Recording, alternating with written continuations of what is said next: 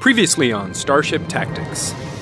A victorious captain is one who knows to use energy weapons to weaken enemy shields, exposing the hull of a foe so it can be crippled with torpedoes and other high-yield projectile weapons.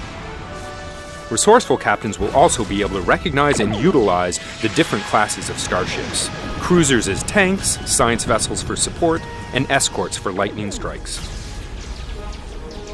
Configuring and properly utilizing equipment, weapons, and bridge officers is also critical to combat success. A captain is only ever as good as his ship and crew.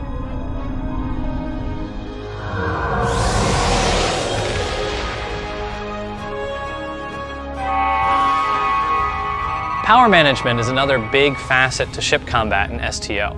Your ship can only output so much, so you have to decide which systems it's going to. You have to split it between the weapons, the shields, the engines, and the auxiliary. For example, if you put a lot of power into your weapons, you're going to deal more damage.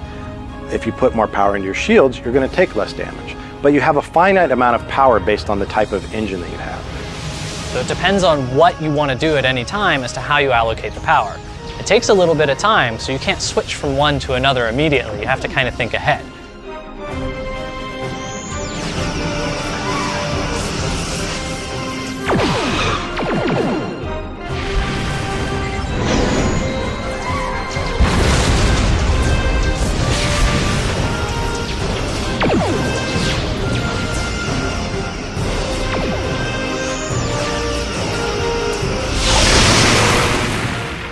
Sooner or later, your ship will take damage and you'll need to repair it.